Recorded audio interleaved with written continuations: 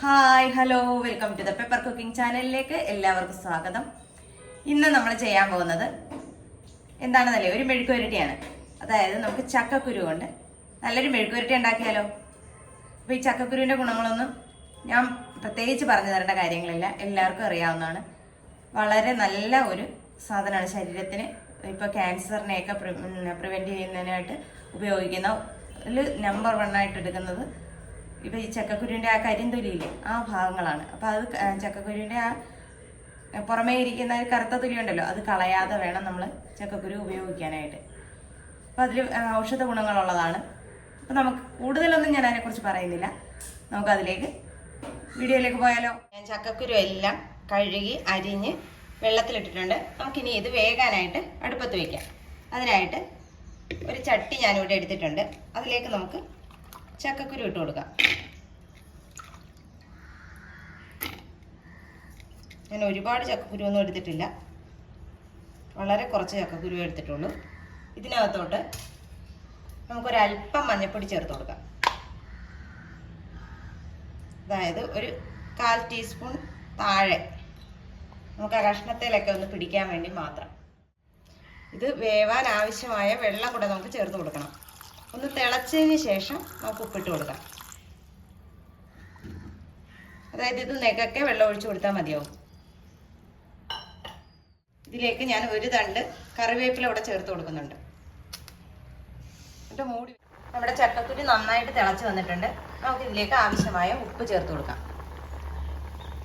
ഉപ്പ് എപ്പോഴും പറയുന്ന കണക്ക് അവരവരുടെ ടേസ്റ്റിനനുസരിച്ച് വേണം ചേർക്കാനായിട്ട്. ഉപ്പിട്ടതിന് ശേഷം നന്നായിട്ടൊന്ന് ഇളക്കി മൂടി വെക്കാവുന്നതാണ്.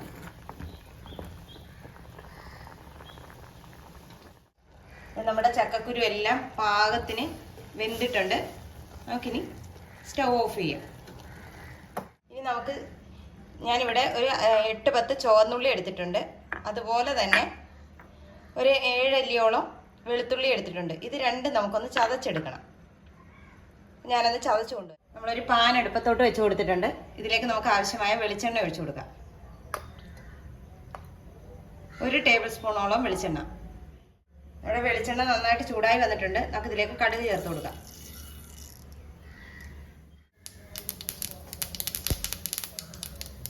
കടുക് നന്നായിട്ട് പൊട്ടി വന്നിട്ടുണ്ട്. ഇതിലേക്ക് നമുക്ക് വറ്റൽമുളക് ചേർത്ത് കൊടുക്കാം.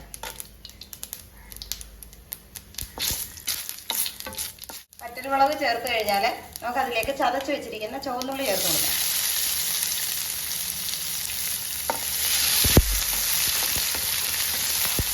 അതോടൊപ്പം തന്നെ നമുക്ക് വെളുത്തുള്ളിയും ചേർത്ത് കൊടുക്കാം. ഇതിലേക്ക് നമുക്കൊരല്പം വേപ്പില കൂടെ ചേർത്ത് കൊടുക്കാം.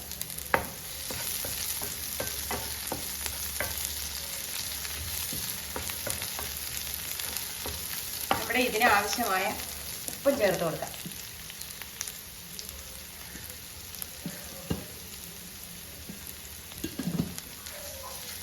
വളരെ കുറഞ്ഞ രീതിയിലേ നമ്മൾ ഇതിനകത്ത് ഉപ്പിടാവുള്ളൂ.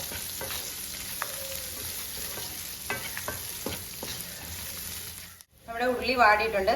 ഇതിലേക്ക് നമുക്ക് ഒരു 3/4 ടീസ്പൂണോളം ചതച്ച മുളക് ചേർത്ത് കൊടുക്കാം.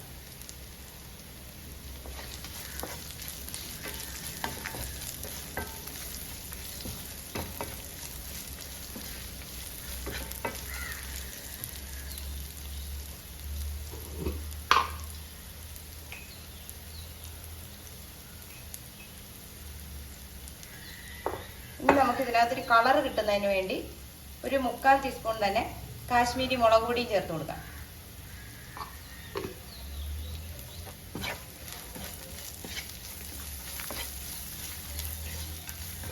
നമ്മുടെ മുളക് പൊടിയുടെ പച്ചച്ചുവ മാറിയിട്ടുണ്ട്. ഇതിലേക്ക് 1 ടീസ്പൂൺ കുരുമുളക് പൊടി,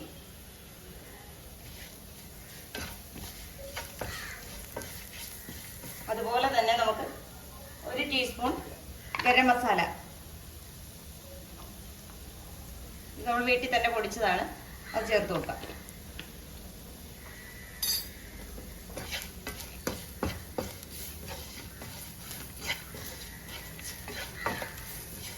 നന്നായിട്ട് ഒന്ന് റോസ്റ്റായി വരണം. ഇത് നല്ല റോസ്റ്റായ മണം വന്നിട്ടുണ്ട്. നമുക്കിതിലേക്ക് വേവിച്ച് വെച്ചിരിക്കുന്ന ചക്കക്കുരു ചേർത്ത് കൊടുക്കാം.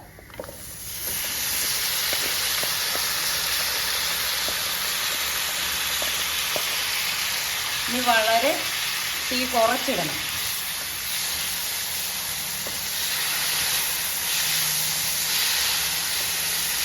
ഈ ശകലം വെള്ളം ഇതിനകത്തുണ്ടായിരുന്നു. ആ വെള്ളമൊക്കെ ഒന്ന് വറ്റി നമ്മുടെ മസാലയൊക്കെ അതിലൊന്ന് പിടിച്ചു വരണം. അതുവരെ നമുക്കൊന്ന് ഇളക്കി കൊടുത്ത് അതൊന്ന് ഡ്രൈ ആക്കി എടുക്കാം.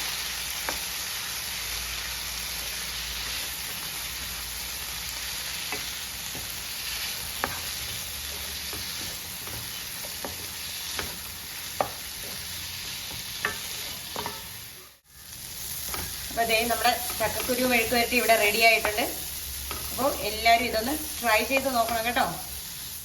അപ്പോൾ അതേ നമ്മുടെ മെഴുക്ക് വരട്ടി ഇവിടെ തയ്യാറായിട്ടുണ്ട്. ഞാനത് വേറൊരു പാത്രത്തിലേക്ക് മാറ്റിയിട്ടുണ്ട്. ഇതെല്ലാവർക്കും അറിയാവുന്ന ഒരു വിഭവമാണ്. ഒന്ന് ഓർമ്മ ഒന്ന് പൊടിതെറ്റിന്ന് മാത്രം. അപ്പോൾ എല്ലാവരും ഇതൊന്ന് ട്രൈ ചെയ്യണം കേട്ടോ. ട്രൈ ചെയ്തതിന് ശേഷം വീഡിയോ ഇഷ്ടമായെങ്കിൽ ലൈക്ക് ചെയ്യാനും ഷെയർ ചെയ്യാനും കമൻറ്റ് ചെയ്യാനും മറന്നു പോകരുത്. നല്ലൊരു വീഡിയോ ആയിട്ട് കാണുന്നത് വരെ ടാറ്റാ ബൈ ബൈ.